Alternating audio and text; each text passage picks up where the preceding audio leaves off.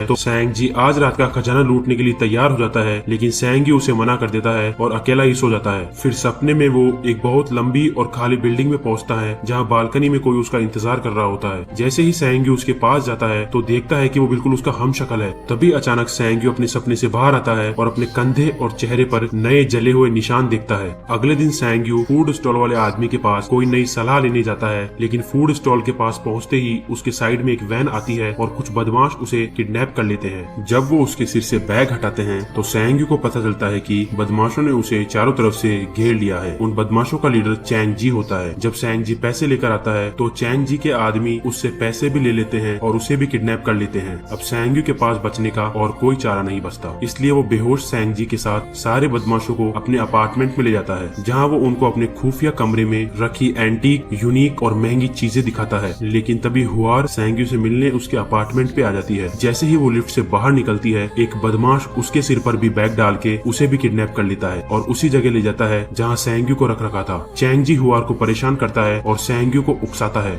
और तभी सैंग-जी को होश आ जाता है। हुआर चैंग-जी को लात मारती है, लेकिन वो बच जाता है। सैंग-गी भी बदमाशों को दांत से काट लेता है और तीनों बच के भाग जाते हैं। तीनों ज्यादा दूर तक नहीं भाग पाते क्योंकि सैंग-गी के बहुत ज्यादा खून आ रहे थे। फिर जल्दी से सैंग-जी बदमाशों को पकड़ लेता है और आगे नहीं जाने देता ताकि सैंग-गी और हुआर भाग सके। लेकिन दोनों बदमाश ट्रेंड थे और सैंग-जी अकेला था, इसलिए दोनों ने मिलके सैंग-जी को जान से मार दिया। जैसे ही सैंग-गी और हुआर सीढ़ियों से ऊपर पहुंचते हैं, एक बदमाश उन्हें पकड़ लेता है और वो दोनों के साथ मारपीट करता रहता है। थोड़ी देर बाद सैंग-गी अचानक खुद को बहुत सारे खंडरों में पाता है, जहाँ वो काले पानी से ढका हुआ होता है, जो हिलने डुलने पर जल्द ही उसकी पूरी बॉडी से हट जाता है। चारों ओर देखने के बाद वो एक चमकते हुए गेट को छूता है, जिसमें दिखाया जाता है कि उस रात स्टोर के बाहर से उसे एम्बुलेंस में ले जाया गया था। जब ये खत्म हो जाता है तो वहाँ से बाहर निकलने के लिए वो आई एम ड्रीमिंग कहता है, लेकिन कुछ नहीं होता, बल्कि उसका ब्लड लॉस होने लग जाता है। अचानक उसका शरीर बदलना शुरू हो जाता है और सैंग-गी दानव यानी राक्षस बन जाता है। फिर उसके हाथ में एक कुल्हाड़ी आ जाती है, जिससे वो दीवार को तोड़ने की कोशिश करता है। आखिर में जब दीवार टूट जाती है तो राक्षस सैंग-गी के लिविंग रूम में आ जाता है और राक्षस सभी बदमाशों को मशीन गन से मार देता है। फिर राक्षस सैंग-गी को मारने के लिए उसके पास जाता है और सैंग-गी को मार देता है। फिर सभी एंटीक चीजें जो वो अपने सपनों से लाया था गायब होने लगती है, उसके अपार्टमेंट से भी और अमीर लोगों के कलेक्शन से भी। और जब वो जागता है तो खुद को वापस उसी स्टोर पर पाता है जहाँ हुआर राक्षस में बदल गई थी। और अब तक जो भी हुआ है वो सब कुछ एक बहुत लंबा सपना था और तब से सैंग-गी वहीं स्टोर के बाहर ही सो रहा है। हुआर ने सैंग-गी को कॉन्सर्ट में देखा था, इसलिए वो उसे पहचान जाती है। उसे सैंग-गी पर दया आ जाती है और वो उसे रियलिटी में